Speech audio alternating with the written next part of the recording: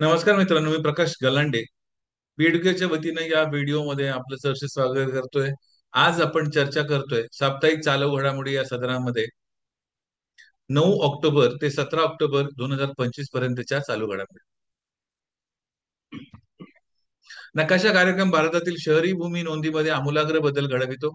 नकाशा कार्यक्रम नक्षा, हिंदीमध्ये त्याला आपण नक्षा असं म्हणतो, मराठीमध्ये नकाशा म्हणतो. नक्षा प्रोग्राम किंवा नकाशा कार्यक्रम हा digital India land records modernisation programme DILRMP अंतर्गत सुरू करण्यात आला असून शहरी भूमी नोंदी आधुनिक आणि पारदर्शक बनवण्याचे उद्दिष्ट आहे. या उपक्रमात भौगोलिक नकाशांकन GNSS आणि वेब GIS तंत्रज्ञानाचा वापर केला जातो. LBSNAA तर्फे जिल्हाधिकारी व कलेक्टरांना प्रशिक्षण देण्यात आले. हा कार्यक्रम एक देश एक भूमी नोंद या संकल्पनेला बळकटी देतो आणि वाद निराकरण, शहरी नियोजन तसेच मालमत्ता कर गणनेत मदत करतो. नक्षा प्रोग्राम ई नाम मध्ये 9 नवीन कृषी उत्पादने समाविष्ट, एकूण व्याप 247 पर्यंत वाढला. भारत सरकारने ई नाम प्लॅटफॉर्मवर 9 नवीन कृषी उत्पादने समाविष्ट करून एकूण 247 उत्पादने व्यापार योग्य केली आहेत. या उपक्रमाचा उद्देश शेतकऱ्यांना पारदर्शक आणि डिजिटल बाजारपेठ उपलब्ध करून देणे आहे. नवीन उत्पादनांमध्ये ग्रीन टी, मोहरी तेल, लॅव्हेंडर तेल, ऑलिव्ह तेल, तुटलेला तांदूळ यांचा समावेश आहे. DMIने या उत्पादनांसाठी निकष ठरवले असून त्यामुळे शेतकऱ्यांची सौदेबाजीची ताकद वाढेल आणि मध्यस्थांवरील अवलंबित्व कमी होईल. पंतप्रधान मोदी यांनी 19,650 कोटी रुपयांच्या नवी मुंबई विमानतळाचे उद्घाटन केले. पंतप्रधान मोदी यांनी 19,625 कोटी रुपयांच्या नवी मुंबई आंतरराष्ट्रीय विमानतळाचे उद्घाटन केले, ज्याची उड्डाणे डिसेंबर 2025 पासून सुरू होणार आहेत. कमळाच्या आकाराचे हे विमानतळ व्यापार, पर्यटन आणि निर्यातीस चालना देईल, तसेच शेतकरी आणि मच्छीमारांना मदत करेल. यासोबतच मेट्रो मुंबई यासोबतच Mumbai metro line 3 phase 2B, Mumbai one app आणि स्टेप प्रशिक्षण कार्यक्रम सुरू करण्यात आले, जे भारताच्या उड्डाण योजना आणि आत्मनिर्भरतेच्या उद्दिष्टाला बळकटी देतात.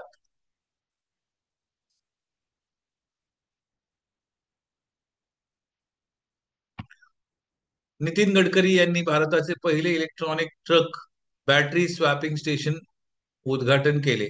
केंद्रीय मंत्री नितीन गडकरी यांनी सोनीपत येथे भारताचे पहिले electric truck battery swapping and charging station उद्घाटन केले, जे स्वच्छ लॉजिस्टिक्स कडे एक मोठे पाऊल मानले जात आहे. त्यांनी रस्त्याच्या बांधकामात पिकांच्या उरलेल्या काड्यांचा वापर बायोफ्युएल आणि बायो बिटुमेन तयार करण्यासाठी आणि मक्यापासून इथेनॉल निर्मितीसाठी केलेल्या प्रयत्नांवर भर दिला. गडकरी यांनी भारताच्या उद्दिष्टावर लक्ष वेधले की लॉजिस्टिक्स खर्च कमी करणे आणि प्रदूषण मुक्त EV वाहतुकीकडे वळणे, तसेच बॅटरीच्या किमतीत 50 ते 60% घट होण्यावरही त्यांनी प्रकाश टाकला. RBIने डिजिटल चलनासाठी रिटेल सँडबॉक्स सुरू केले आहे. भारतीय रिझर्व्ह बँकेने RBI आपल्या central bank digital currency CBDC साठी रिटेल सँडबॉक्स सुरू केले आहे, ज्याद्वारे फिनटेक कंपन्या चालू पायलटसाठी उपाय विकसित आणि चाचणी करू शकतील.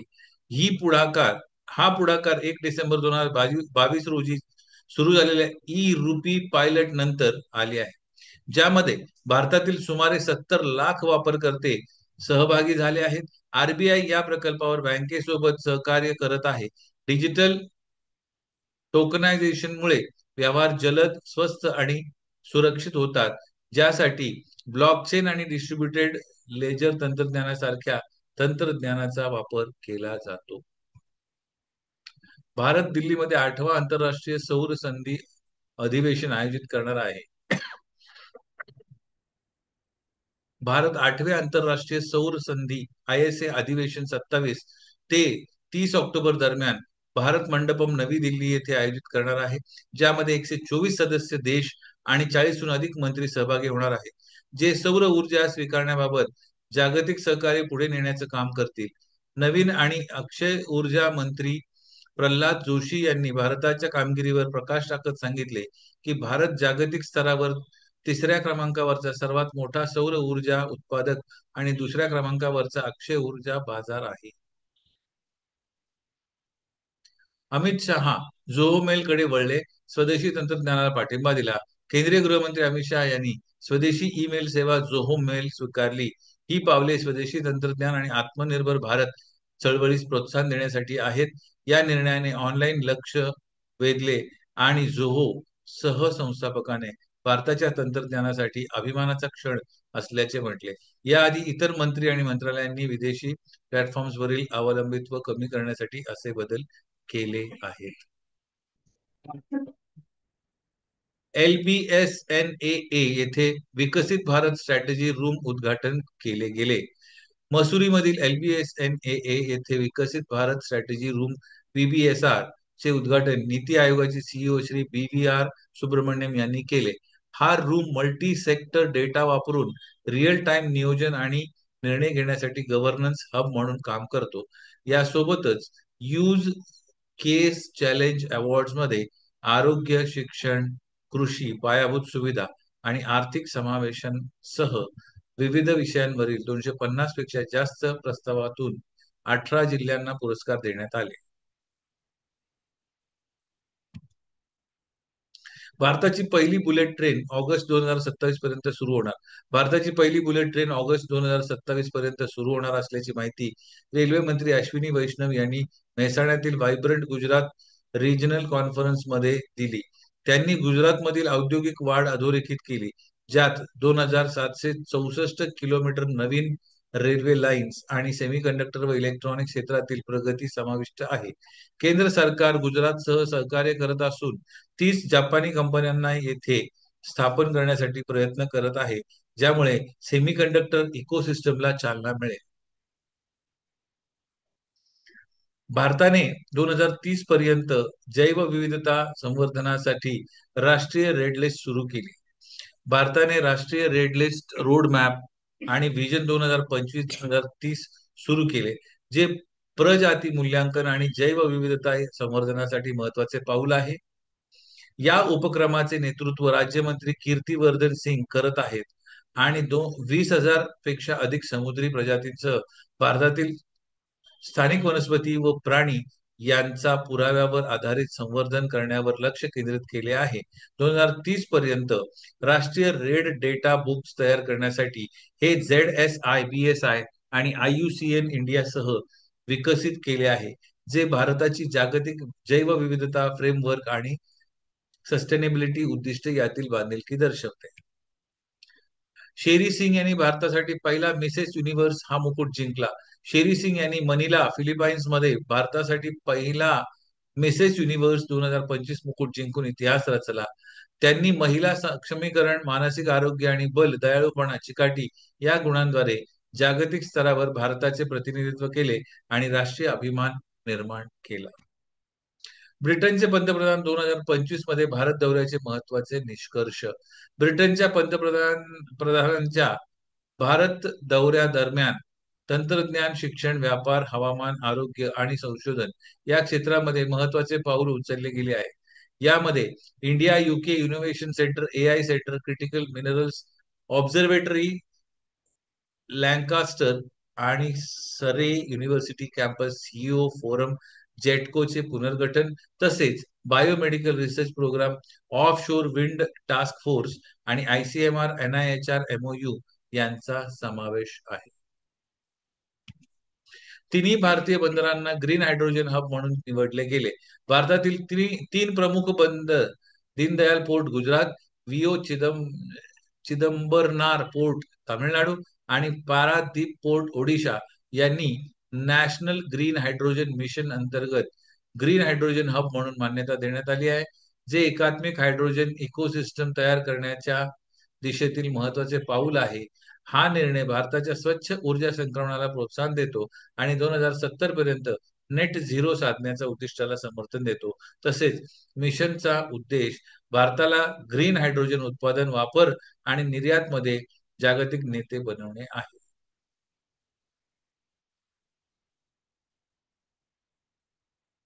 सिद्धी आदिवासी समुदायाने 72% साक्षरता दर गाठला. सिद्धी आदिवासी समुदाय हा इंडो आफ्रिकन गट असून आज गुजरात, महाराष्ट्र, कर्नाटक आणि तेलंगणामध्ये राहतो. 2003 पासून त्यांना अनुसूचित जमाती आणि पीव्हीटीजी म्हणून मान्यता आहे.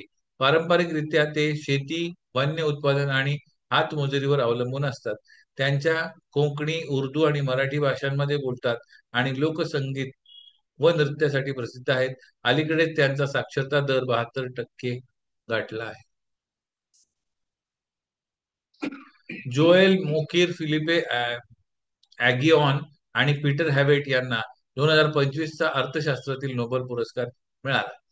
2025चे अर्थशास्त्रातील नोबेल पुरस्कार जोएल मोकिर, फिलिपे ऑगिऑन आणि पीटर हॉविट यांना त्यांच्या नवोन्मेषावर आधारित वाढ आणि क्रिएटिव्ह डिस्ट्रक्शनच्या सिद्धांतासाठी प्रदान करण्यात आला.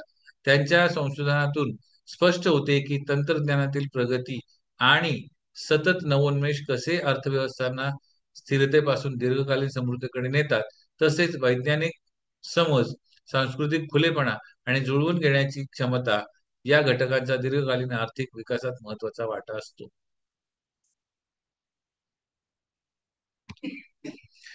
फिल्मफेअर पुरस्कार 2025 पूर्ण विजेत्यांची यादी, ठळक क्षण आणि महत्वाचे टप्पे. 70वे फिल्मफेअर पुरस्कार 2025 अहमदाबादमध्ये आयोजित करण्यात आले, जिथे किरण रावच्या लापता लेडीजने 13 पुरस्कार जिंकून रात्रीचा ठसा उमटवला. कार्यक्रमाचे शाहरुख खान, करण जोहर आणि मनीष पॉल यांनी सूत्रसंचालन केले, तर कृती मेनन आणि काजोल यांनी परफॉर्मन्स दिले. अभिषेक बच्चन आणि कार्तिक आर्यन यांनी सर्वोत्तम अभिनेता, आलिया भट्टने सर्वोत्तम अभिनेत्रीचा पुरस्कार जिंकला. झीनत अमान आणि श्याम बेनेगल यांना लाईफ टाईम अचीवमेंट पुरस्काराने सन्मानित करण्यात आले.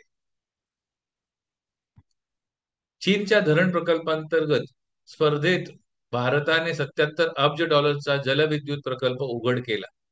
भारताने 6.4 ट्रिलियन रुपये म्हणजे $77 अब्ज मूल्याची जलविद्युत प्रसारण योजना जाहीर केली आहे, ज्याद्वारे 2047 पर्यंत ब्रह्मपुत्र बेसिन मधून 76 जिगावॅट वीज निर्मितीचे उद्दिष्ट आहे. योजना 2008 जलविद्युत प्रकल्पांवर आधारित असून अरुणाचल प्रदेशात मोठी क्षमता आहे. NHPC आणि निप्को सारख्या केंद्रीय PSU यामध्ये सहभागी होत आहेत आणि ही योजना भारताच्या 2030 पर्यंत 500 जिगावॅट नॉन फॉसिल एनर्जी व 2070 पर्यंत नेट झिरो उत्सर्जन या उद्दिष्टांना पाठबळ देते. काझीरंगा उद्यानाच्या संचालिका सोनाली घोष आणि यांना ग्लोबल सस्टेनेबिलिटी अवॉर्ड प्रदान करण्यात आला. काझीरंगा राष्ट्रीय उद्यानाच्या संचालिका सोनाली घोष यांना संरक्षित क्षेत्राच्या शाश्वततेसाठी नवोन्मेषी कार्याबद्दल केंटन आर मिलर पुरस्कार मिळाला आहे. त्या हा सन्मान मिळवणाऱ्या पहिल्या भारतीय आहेत. त्यांना हा पुरस्कार IUCNच्या WCPA तर्फे अबुधाबी येथे प्रदान करण्यात आला. त्यांच्या समुदाय आधारित संवर्धन मॉडेलने काझीरंगा आणि मानस परिसरात पर्यावरणीय संवर्धनाला नवी दिशा दिली आहे. गाझा युद्धविरामासाठी इस्रायलकडून ट्रम्प यांना सर्वोच्च नागरी सन्मान केला जाणार आहे. गाझा युद्धविराम आणि इस्रायली बंदीवानांच्या सुटकेसाठी केलेल्या प्रयत्नांबद्दल इस्रायल अमेरिकेचे राष्ट्राध्यक्ष डोनाल्ड ट्रम्प यांना Israeli presidential medal of honour प्रदान करणार आहे. हा सन्मान राष्ट्राध्यक्ष इसाक हार्झोग यांच्या हस्ते दिला जाईल. ट्रम्प यांच्या प्रयत्नामुळे मध्य पूर्वेत शांतता आणि सहकार्याचे नवे युग सुरू झाल्याचे हार्झोग यांनी म्हटले आहे. गॅलेक्स आय कंपनी 2026 मध्ये जगातील पहिले मल्टी सेन्सर पृथ्वी निरीक्षण EO उपग्रह प्रक्षेपित करणार आहे. गॅलेक्स आय एक भारतीय स्पेस टेक स्टार्टअप 2026च्या सुरुवातीला मिशन दृष्टी उपग्रह लॉन्च करणार आहे. हा 160 kg वजनाचा उपग्रह SAR आणि उच्च रिझोल्यूशन ऑप्टिकल सेन्सॉरसह 1.5 मीटर रिझोल्यूशन प्रतिमा देईल. तो रक्षा, आपत्ती व्यवस्थापन, शेती आणि पायाभूत सुविधा क्षेत्रासाठी दिवस रात्र आणि सर्व हवामानात कार्य करेल. गॅलेक्स आय पुढील 4 वर्षात 8 ते 10 उपग्रहांचा जाळा तयार करून AI आधारित इमेजरी इंटेलिजन्स मध्ये मोठा टप्पा गाठणार आहे. NHAI 2027 पर्यंत रस्त्यांमध्ये सर्व शहरांच्या कचऱ्याचा वापर करणार आहे. केंद्रीय मंत्री नितीन गडकरी यांनी जाहीर केले आहे की राष्ट्रीय महामार्ग प्राधिकरण NHAI 2027 पर्यंत सर्व शहरांचा कचरा रस्त्यांच्या बांधकामात वापरण्याचा उद्देश ठेवत आहे. सध्या 80 लाख टन शहरांचा कचरा अहमदाबाद, पुणे आणि मुंबई दिल्ली महामार्गांसारख्या प्रकल्पामध्ये वापरला जात आहे.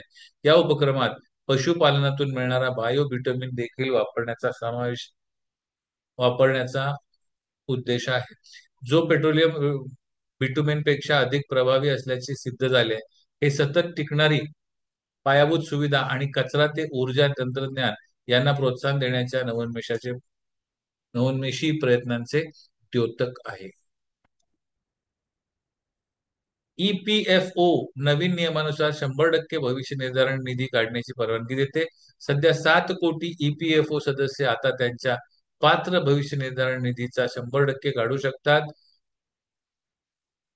नवीन नियमानुसार 13 तरतुदी 3 श्रेणीत एकत्र केल्या आहेत. आवश्यक गरजा, गृहनिर्माण, विशेष परिस्थिती. किमान सेवा कालावधी 12 महिने आहे. 25% किमान शुल्क ठेवणे आहे आवश्यक आहे. आणि 4 निधी व्यवस्थापक SBI, HDFC, Aditya Birla, UTI पुढील 5 वर्ष निधी व्यवस्थापित करतील. हेनली पासपोर्ट इंडेक्स 2025 सिंगापूर जगात प्रथम, भारत 85व्या स्थानी राहिले. हेनली पासपोर्ट इंडेक्स 2025 मध्ये सिंगापूरला सर्वात सामर्थ्यशाली पासपोर्ट म्हणून स्थान दिले गेले आहे, जे 193 देशांमध्ये व्हिसा मुक्त प्रवेश प्रदान करते. त्यानंतर दक्षिण कोरिया आणि जपानचा क्रम आहे.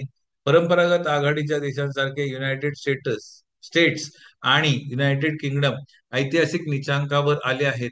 दरम्यान भारत 85व्या स्थानावर आहे, जे जागतिक गतिशीलता, कूटनीतिक प्रयत्न आणि आंतरराष्ट्रीय प्रवास स्वातंत्र्यातील बदल दर्शवते.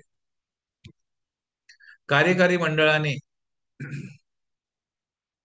अहमदाबादला कॉमनवेल्थ गेम्स CWG स्पर्धा आयोजित करण्यासाठी शिफारस केली. कॉमनवेल्थ स्पोर्ट्स सरकारी मंडळाने अहमदाबादला 2030च्या कॉमनवेल्थ गेम्सचे आयोजन शहर म्हणून शिफारस केली आहे. अंतिम निर्णय 26 नोव्हेंबर 2025 रोजी ग्लासगो मध्ये होणार आहे. हे भारतात 20 वर्षानंतर गेम्स परत येण्याचे ठरते आणि 2036 ऑलिम्पिकसाठी अहमदाबादची तयारी देखील महत्वाची आहे. नायजेरियाच्या अबुजा पुढील गेमसाठी आफ्रिकेत आयोजन करण्याच्या उद्देशाने पाठिंबा मिळेल. आजची प्रश्नमंजुषा. पहिला प्रश्न आहे, भारताचा पहिला व्यावसायिक इलेक्ट्रिक ट्रक बॅटरी स्वॅपिंग आणि चार्जिंग स्टेशन 7 ऑक्टोबर 2025 रोजी कोठे उद्घाटन केला गेला? सोनीपत, हरियाणा. उत्तर आहे सोनीपत, हरियाणा. मिशन वत्सल्य पोर्टलमध्ये कोणती 2 आधीची बॉल ट्रॅकिंग प्लॅटफॉर्म्स एकत्र केली गेली आहेत? होया पाया आणि ट्रॅक चाइल्ड. कोणत्या देशात रॉयल कंपनी ऑफ आर्चर्स राजा यांच्या समारंभिक अंगरक्षकाच्या भूमिकेत कार्य करते? स्कॉटलँड. 18 ऑक्टोबरला साजरा होणाऱ्या मेनोपॉज जागरूकता दिनाचे महत्व काय आहे? मेनोपॉज आणि त्याच्या आरोग्याशी संबंधित परिणामांविषयी जागरूकता वाढवणे. समावेशी सामाजिक विकासासाठी AIचा रोडमॅप हा अहवाल कोणत्या संस्थेने प्रकाशित केला? उत्तर आहे नीती आयोग. 16 ऑक्टोबर 2025च्या डेटानुसार भारताच्या ग्लोबल हंगर इंडेक्स रँकिंग बाबत खालीलपैकी कोणते विधान बरोबर आहे? भारताची रँक 127 देशापैकी 105वी.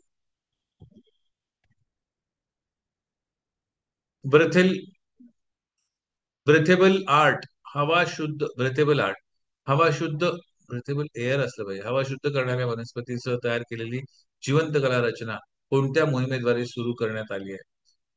स्वच्छ Bharat mission, Swachh Bharat Abhiyan, breath of change, clean air, blue skies की ग्रीन अर्बन सनराईज?